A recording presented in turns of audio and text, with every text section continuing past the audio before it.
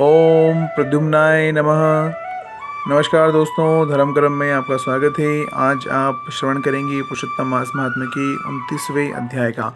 उस कदरी के ऐसे वचन सुनकर दूत बोले, क्या तुमने बड़ा भारी कार्य नहीं किया? हे प्रभु, सबसे उत्तम मास कैसे नहीं जाना? यह पुरुषोत्तम मास नाम से विष्णु का प्रिय है और महापवित्र है। उसमें तुमने ऐसा तप किया है जो देवताओं को भी प्राप्त नहीं हो सकता। हे महाराज, वन में बंदर की देह में तुमने इसका प्रभाव नहीं जाना।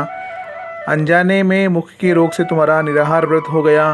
तुमने बंदरपन की चंचलता से वृक्ष के फल तोड़कर पृथ्वी पर फेंक दिए। उनसे दूसरे मनुष्य तृप्त हो गए और मुख के बड़े भारी दुख से पानी भी नहीं पिया। इसलिए तुम्हारा अनजाने में बड़ा भारी तप हो गया और फलों के गिराने से परोपकार भी हो गया। तीर्थ में 5 दिन गोते भी लगाए। इसी से पुरुषोत्तम मास में तुम्हारा स्नान का फल भी हो गया। इस तरह तुम रोगी का अनजाने तप हो गया, सो यह व्रत सफल हुआ। श्री नारायण बोले, इस प्रकार कहे हुए अपने भाग्य को सुनकर वह गोलोक को जाकर प्राप्त हो गया।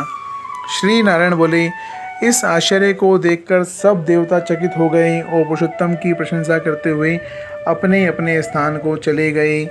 नारद जी बोले, हे तपोधने, आपने दिन के प्रथम भाग्य का कृत्य कहा, पिछले भाग का कृत्य कहो। पिछले भाग का कृत्य कैसे करना चाहिए, कृपा करके यह भी कहिए। श्री नारायण बोले, प्रातःकाल का कर्म विधि से समाप्त कर फिर मध्याह्न काल की संध्या कर तिलों से तर्पण करें। अतिथि के लिए द्वार पर देखें। जो अतिथि भाग्य से गो दोहने के समय आ जाए तो उसकी पूजा करें। अत्यंत भक्ति से यथाशक्ति अन्नादि से उसको संतुष्ट करें।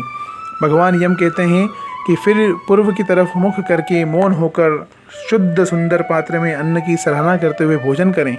पहले स्वाहा के अंत में ओंकार का उच्चारण कर घी से लपेटे हुए 5 ग्रासों को बिना दांत लगाएं जिह्वा से निगल जाएं। फिर मन लगाकर पहले मीठा भोजन खाएं। ब्राह्मण शास्त्र विरुद्ध अभक्ष्य भोजनादि पदार्थों को न खाएं।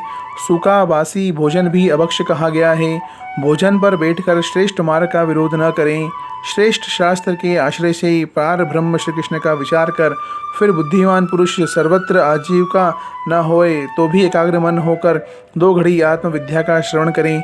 फिर यथेष्ट अपना काम धंधा करें और संपूर्ण सिद्धियों के देने वाले श्री कृष्ण चंद्र का मन में ध्यान करें। सूर्य के अस्त होने पर तीर्थ अथवा घर पर जाकर पेट धोकर सायंकाल की संध्या करें। सायंकाल की संध्या करके अग्नि को आहुति देकर अनुचरों सहित अल्प भोजन कर बैठ जाएं। भोजन कर तकिया आदि सहित कोमल शैया पर जाएं। गृहस्थी पुरुष सदैव भली प्रकार से गृहस्थी के कर्मों को करें। हिंसा नहीं करनी चाहिए, सत्य बोलना चाहिए, सब प्राणियों की रक्षा और दया करना चाहिए। सब गृहस्थियों के लिए धर्म कहे गए हैं। ओम नमो भगवते वासुदेवाय।